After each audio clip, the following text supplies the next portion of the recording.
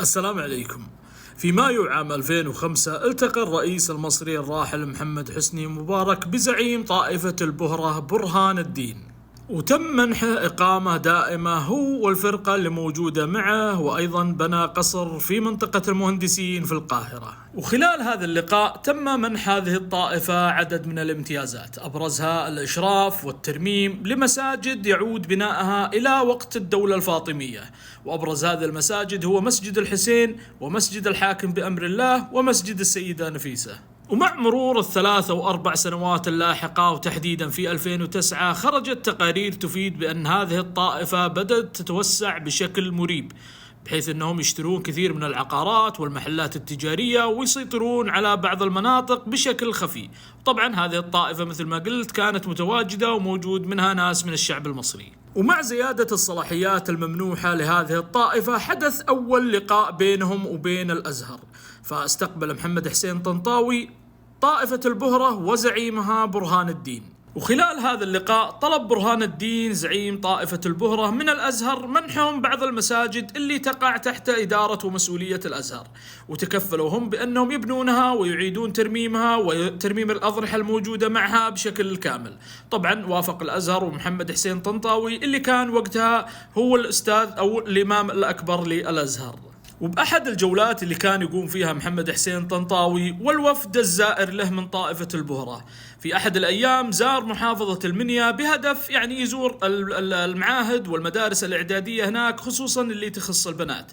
فهو يمشي بأحد الساحات شاف طالبة في الإعدادية لابسة نقاب، فسحب النقاب منها وبخها قدام الناس وقال لها: أنا أعرف بالدين أكثر منك ومن أبوكي، وهذا ليس للتعبد بل هي بدعة وهابية، قدام الوفد اللي من البهرة. طبعا ما أبي أخوض بهذه التفاصيل، ولكن حبيت أني أذكر هذه الحادثة لأنها كانت من ضمن سياق زيارات طائفة البهرة، وأيضا من الأعمال المشهور فيها محمد حسين طنطاوي. ومع مرور السنوات والمتغيرات السياسية واللي عرفت بالربيع العربي، نصل لعام 2013، فإدارة الأزهر أسندت مهمة إلى علماء أهل البيت، وهذول العلماء هم المسؤولين بشكل كامل عن إدارة مرافق الأزهر والندوات والدورات بشكل كامل. وهذول علماء أهل البيت أسسوا نقابة اسمها نقابة الأشراف الهاشميين، وعينوا عليها نقيب اسمه محمود الشريف، وهو عضو في البرلمان المصري. وهذه النقابة أول عمل لها منحت بطاقات عضوية دائمة إلى طائفة البهرة وزعيمها برهان الدين وأبنائه، خصوصا بعد لقائهم بالرئيس عبد الفتاح السيسي وتبرعهم بمبلغ 10 مليون جنيه لصندوق تحيا مصر. وبما أننا تكلمنا على هذه النقابة، فودي أني أروي لكم حادثة علشان أبين لكم مدى صدق وأمانة هذه النقابة ونقيبها محمود الشريف.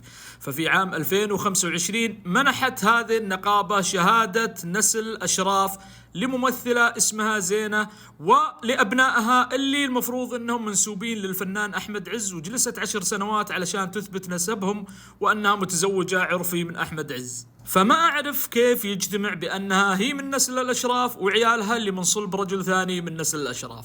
أنا فقط ضربت لكم هذا المثال علشان أوريكم هذه النقابة كيف تشتغل، ولمن يدفع أكثر أحط نسبك في أي مكان. المهم نرجع لعام 2013، ففي هذا العام وقعت وزارة الآثار والسياحة المصرية مذكرة تفاهم مع طائفة البهرة وزعيمهم برهان الدين، وتنص مذكرة التفاهم على منح طائفة البهرة ببناء الأضرحة وقبب للقبور، وأيضا المساجد الخاصة بالفاطميين وعلماء الإسماعيلية بشكل موسع. وخلال ال5 أو ال6 السنوات اللاحقة بعد عام 2013 بدأ التوسع يكون بشكل أكبر لهذه الطائفة، وكانوا بشكل سنوي يلتقون برئيس الجمهورية عبد الفتاح السيسي، وفي كل لقاء يتبرعون ب10 مليون جنيه، واللي وصل تقريبا لأكثر من 60 مليون خلال 8 سنوات. وفي عام 2019 وأحد أشكال التوسع لهذه الطائفة قاموا بممارسة شعائرهم الدينية داخل القاهرة. ففي كل سنة في شارع المعز لدين الله الفاطمي في القاهرة يحتفلون بميلاد زعيم هذه الطائفة برهان الدين. وما كانوا يحتفلون لحالهم، بل يدعون الشخصيات الدينية والسياسية في مصر، وأبرزهم وزير الأوقاف بذاك الوقت محمود حمدي زقزوق، وأيضا الدكتور علي جمعة أحد شيوخ الأزهر الصوفية.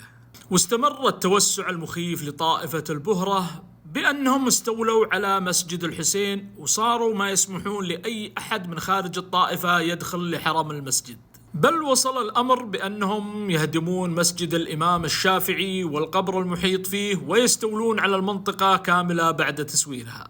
وأعيد وأكرر وللتذكير، هذه المساجد تقع تحت إدارة الأزهر وفرط فيها لطائفة البهرة بعد تبرعاتهم السخية لصندوق تحيا مصر، حتى نصل لعام 2021. ولازم نتوقف هنا في مصر عند هذه السنة ثم ننتقل للعراق وتسلسل لكم بالأحداث عشان نوصل ل 2021 مصر والعراق. بعدين راح أوضح لكم ليش توقفت عند 2021 عشان أربط لكم الأحداث مع بعض. ففي عام 2004 وبعد سقوط نظام صدام حسين، كسرت القوات الأمريكية المقاومة الشهيرة لمحافظة الفلوجة الصغيرة بعد أشهر من التعب والعناء. وبعد ما سلمت الحكومة الأمريكية الحكومة الإيرانية وميليشياتها لقيادة العراق بشكل كامل، جت خطة التغيير لشمال وغرب العراق وتحديدا نينوى والفلوجة والأنبار والرمادي علشان يغيرون الفكر وما يصير في مقاومة سنية في هذه المنطقة للقوات الأمريكية. وهنا عمل الحرس الثوري الإيراني بشكل مباشر وبدعم وتمويل أمريكي، فعدوهم واحد اللي هو المقاومة للاحتلال وأيضا مقاومة الميليشيات والاحتلال الإيراني. فأول عمل قاموا بتعيين شخص كمفتي للوقف السني اسمه مهدي الصميدعي، وهذا ياخذ راتبه من قاسم سليماني ومن الحرس الثوري الإيراني، وما يخجل بأنه يقول هذا الكلام. تخيلوا أن هذا هو المسؤول عن السنة في غرب وشمال العراق. وهنا حدث أول خلاف بين الحرس الثوري ورئاسة الوزراء بقيادة نوري المالكي، رغم أن كلهم يأتمرون بأوامر خامنئي وينفذونها بدون أي نقاش،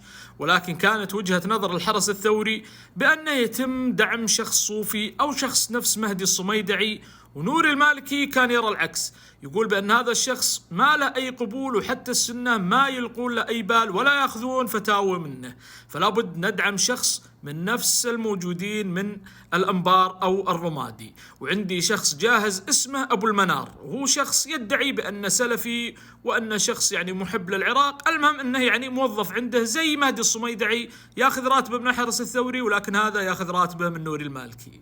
والسي في بالنسبة للشخص اللي جابه نوري المالكي أعظم سي في ممكن يقدمه لإيران ولنوري المالكي والانبطاح، وهو سب الحكومة السعودية والشعب السعودي رغم أنه يدعي بأنه سني وسلفي.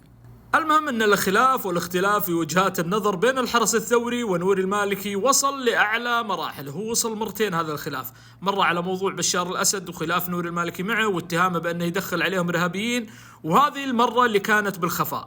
المهم أن وصل الموضوع عند معازيبهم بإيران وهم كانوا يبون يقررون القرار الصحيح.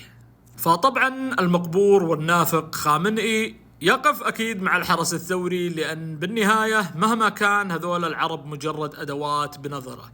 فممسحة أنت يا نور المالكي وغيره، موظف تقوم بدور الجباية وتعطينا الفلوس، ما لك أي دور ولا عندك أي أفكار، حتى لو كانت صحيحة لا يمكن أننا ننسبها لك.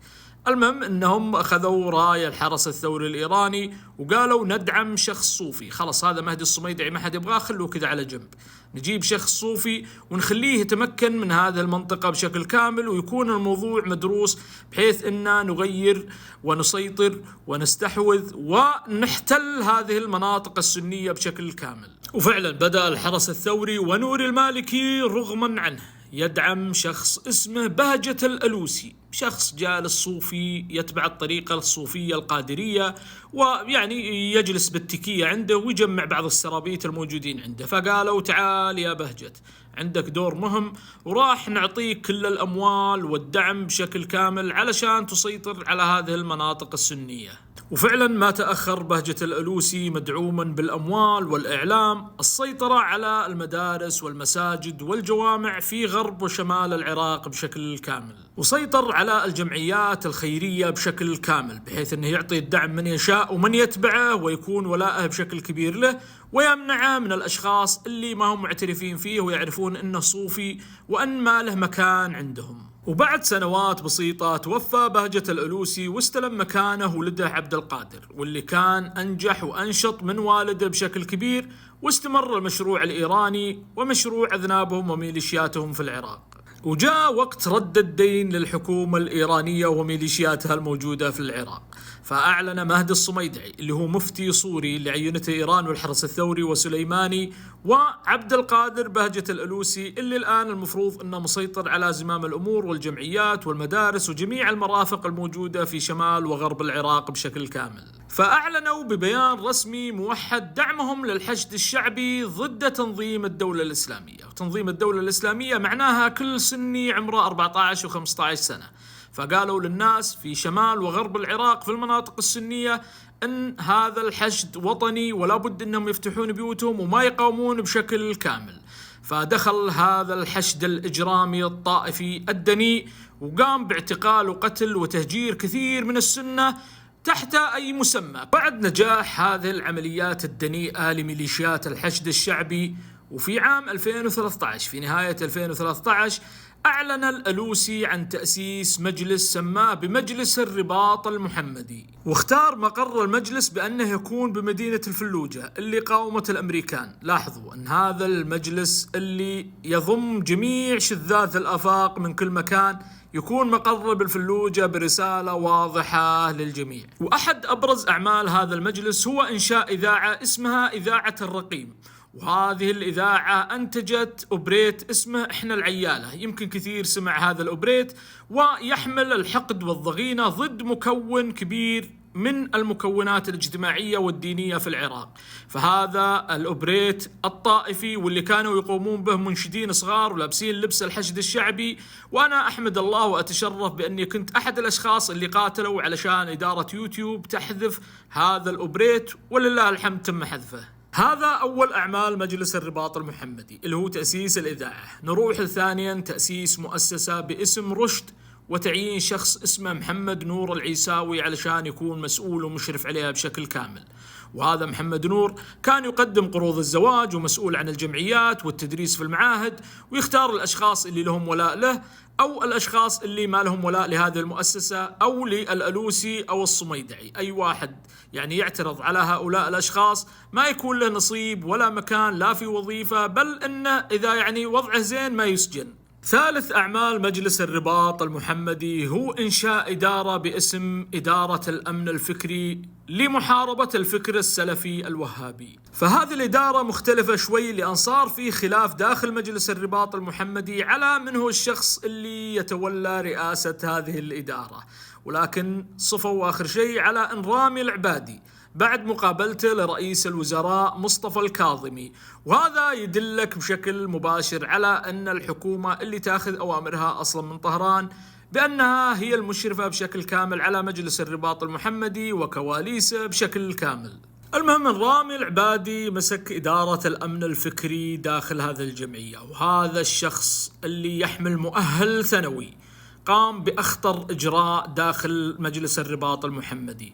فأصدرت الحكومة العراقية عن طريق هذا الشخص اللي معين بأمر من رئيس الوزراء فصل جميع الأئمة والمؤذنين وأي شخص يكون من منسوبي المساجد والجوامع ومرافقها داخل المحافظات السنية بشكل كامل، وإعادة توظيف أشخاص جدد وفق المعايير اللي وضعها هذا المجلس أو هذه الحكومة. تعرفون أن أغلب اللي تم تعيينهم هم خريجين مؤسسة رشد اللي تكلمنا عنها قبل شوي، اللي ماسكها محمد نور العيساوي في معاهدها وطلابها. فكان أي شخص يحاول أنه يحفزه علشان يخليه يمسك المساجد والجوامع لابد أنه يمر في المعاهد والمدارس الخاصة فيهم.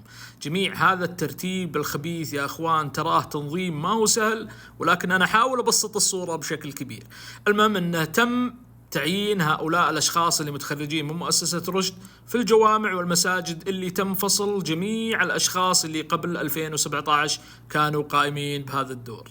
وهذا فيديو لمحاضرة أقامها محمد نور العيساوي بأحد المعاهد الخاصة بمؤسسة رشد وبأحد المسارح بعد ما قام بتأبين شهيد الكباب قاسم سليماني وأبو مهدي المهندس.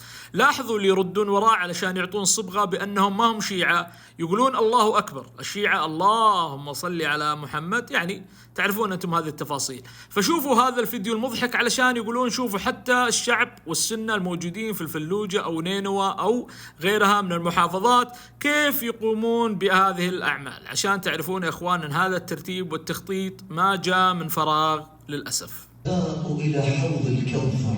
الله أكبر. سبقنا الشهداء إلى حوض الكوثر وهم يتقون بالنبي الأزهر، وريح دمهم كالمسك الأذفر. حتى نصل لعام 2021. أنا آسف للبهرة، خليناكم تنتظرون معليش شوي علشان نربط الأحداث مع بعض. فمجلس الرباط المحمدي اللي موجود في العراق وإنشأ عام 2013 وجالسين نتكلم عنه، قرر بأنه يضيف طائفة البهرة معه، وأيضا علماء أهل البيت. تذكرون اللي مسكوا إدارة الأزهر في عام 2013 ضمهم لعضوية مجلس الرباط المحمدي، ظلمات بعضها فوق بعض. فبعد انضمام طائفة البهرة إلى مجلس الرباط المحمدي سمح لهم بإقامة طقوسهم بعد الدعم المادي السخي اللي قدموه لحكومة العراق وأيضا للأضرحة الموجودة في محافظات العراق. أما إدارة الأزهر فأرسلت وفد نيابة عنها لزيارة الأضرحة والقبور في كربلاء والنجف، والفيديو والصورة أبلغ من الكلام. من أرض الكنانة مصر إلى مدينة سيد الشهداء وصل وفد من علماء الأزهر لزيارة العتبات المقدسة وتوطيد علاقات المحبة والأخوة. وصلنا إلى النهاية، فجميع ما تم ذكره في هذه الحلقة أو الحلقة الماضية أولا هذا ما ندين لله به، وعلينا إيصال هذه الرسائل، لأن مثل هذه التصرفات والممارسات الحكومية والمليارات والدعم الكبير هو بهدف هز الثوابت الدينية الصحيحة الإسلامية، خصوصا في مصر والعراق، وما ذكرت أنا كثير من الدول. إن شاء الله إذا جاء وقت لاحق راح نبين هذه الممارسات اللي تحاول صد الناس عن دينهم. وما يفوتني أني أدعوكم لحضور البث وتشريفي يوم الجمعة الساعة 10 مساء. كأنه بالبداية حسيت أنه دعوة زواج صح؟ بعدين والله خفت. فإن شاء الله راح يكون البثين متزامنين بين حسابي على التيك توك أو اليوتيوب، علشان أذكر لكم قصة لأشخاص يدعون بأنهم سلفية وأنهم أشخاص سنة ويدعمون نور المالكي، بل أنهم يحرمون ويجرمون أي شخص يطلع بمظاهرات ضد نور المالكي عام 2011.